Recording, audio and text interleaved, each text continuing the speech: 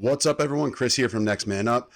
Episode 5, the season finale of Hard Knocks with the New York Jets has debuted. I'm going to break it down, what I liked, what I didn't like, and where I think the team goes from here. So let's get to it.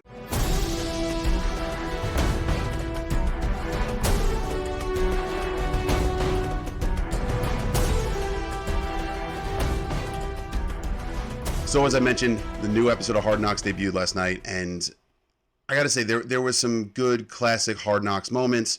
There were, a lot of nothing at the same time. It's weird. It was a weird season of Hard Knocks. I've been saying that every week. It's just been a weird season of Hard Knocks. I feel as though they didn't give us as much as we usually get from, the inside look at the teams. I feel like we didn't really get a lot of the personal stories. I know we didn't get a lot of the look behind who the player is at home. We got it with Tenzel Smart and, that one thing with Will McDonald and a little bit with Izzy Abanikanda throughout the season. But I still feel like we were missing a good amount of substance that the show usually offers. With that being said, getting into the episode itself, as we all know, they made it very well known that they were not going to show players getting cut. They wanted to keep those conversations private, which I'm perfectly fine with. I'm perfectly okay with them keeping those conversations private. It's fine. It's a very personal thing. But that being said, it does eliminate some of the suspense that we usually get in these sort of things. When Jason Brownlee and Xavier Gipson go in to meet with them and you see them meeting with them, anyone who doesn't follow the team or doesn't know the story of them and knows Hard Knocks and knows that they're not showing the cuts knows, oh, these guys are going to make the team because they said they're not showing anyone getting cut. But it was good getting the message that they gave those two guys. They both basically said, they're like, the chips are stacked against you. You're an undrafted rookie free agent receiver. It's very rare that a team keeps two undrafted rookies, and we're keeping you. He said, you showed a lot of promise. You grew. Like, growth was the big thing. And Xavier Gipson's going to wind up being the team's starting return man on special teams. So there is a spot for those guys. And once again, as I mentioned last week, they didn't talk about Corey Davis stepping away from the game. Corey Davis stepping away from the game opened the spot for both of them. But that is not talked about on the show. So without Corey Davis, you have that extra receiver spot. You give it to one of those guys that you're originally going to cut. Which one would it have been? I don't know. Maybe, Gipson would have made it to be the return man, but Brownlee wouldn't have because he's, just a big body receiver that was undrafted and he didn't have the return man specialist, return specialist part that Gipson had. So who knows how that would have shaken down if Corey Davis hadn't walked away from the game. So moving forward, and of course they find a way to work right into Aaron Rodgers out of that, because this has been the Aaron Rodgers show. This entire season was the Aaron Rodgers show. If you expected anything different, I don't know where you've been the last few months since April, because Aaron Rodgers has been the story in New York, and he's going to continue being the story in New York, whether he's doing well, doing poorly.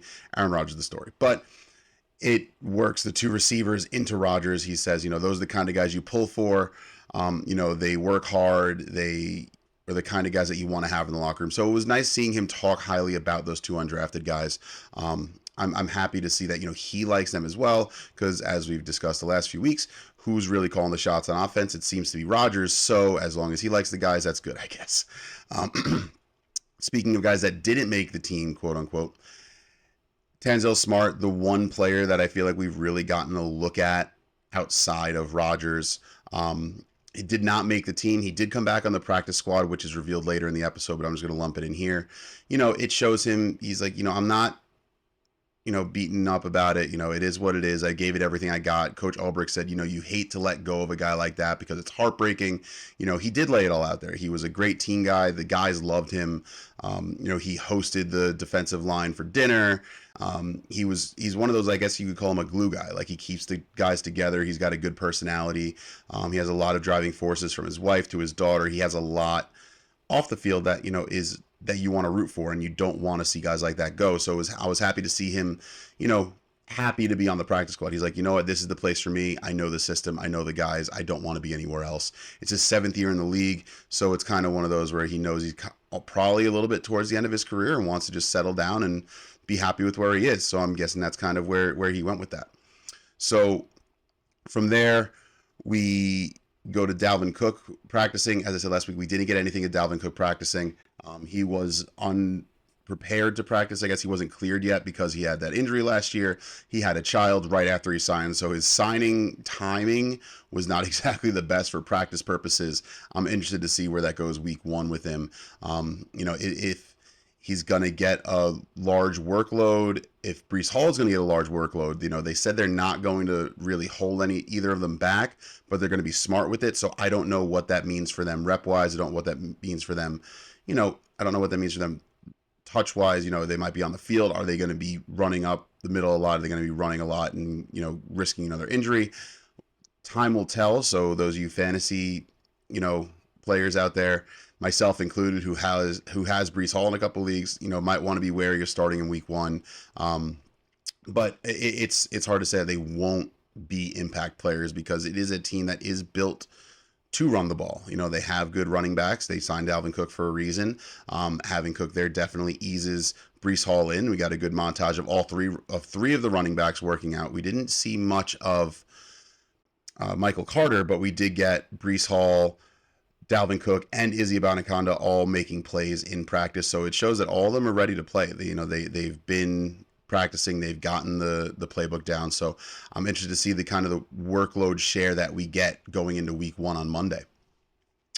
So speaking of Izzy, he was projected to be out 4 weeks. It said, I think they said 3 to 4 weeks, but he came back in 1 week or maybe 2 weeks after getting hurt in the Tampa Bay Bucks preseason game. He hurt his thigh. Obviously, you need a thigh to run, but, it showed him he had his speed.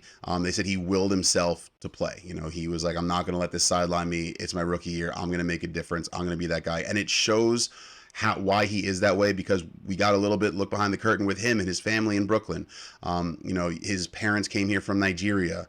They, have the mentality of, you have to be the strongest person that you can be. Like, if you're a little injured, his dad even said, he's like, football's a game where you're possibly going to get hurt. It's a high risk of injury, but you have to work yourself back towards it. You have to, gotta push through to get to where you want to be and get what you want. He seems like a great kid. I really hope that it pans out. I think that he has that shiftiness that will help propel him to the next level, help be a good change of pace back from the other two. So I'm interested to see how he works into the team as well. And it was good to see him, on that personal level. Now, they showed a quick thing with Sauce Gardner at Buffalo Wild Wings doing a signing. There was a lot more to that. And if you go to Buffalo Wild Wings Instagram and Sauce Gardner's Instagram, Twitter, there was a whole kind of Impractical Jokers-esque sort of prank where he was pretending to be a new server, training, kind of pushing the sauce and just being kind of a goon, pouring a whole bottle of sauce on someone's plate, et cetera, et cetera. And then he revealed himself to be there and did a whole signing. What if you're allowed to show that he's at Buffalo Wild Wings and allowed to show that, why not show that whole thing? I think that would have been a good, fun segment to have in there. Show something of what he did to show him more personality wise. He's seems like a little bit of a drier person when it comes to him interacting. He's like, yeah, I did this, and like, it would have been fun to see that playful, fun side of him. It was his birthday last week, so they showed him getting wished happy birthday from multiple players, including Michael Clemens, who kind of fully embraces the Debo from Friday persona. He's that big hulking guy that very soft-spoken, but like, we'll kind of bring you in and talk to you like this. I'm here for you. But it shows Michael Clemens. I would have liked to see more Michael Clemens this season of Hard Knocks. I would have liked to see more of how he was interacting with players, more than just this one instance. Just because he is a very stoic and quiet person, I would like to see more of that, more of him, and kind of give him some humanity with it. So we move forward to Aaron Rodgers.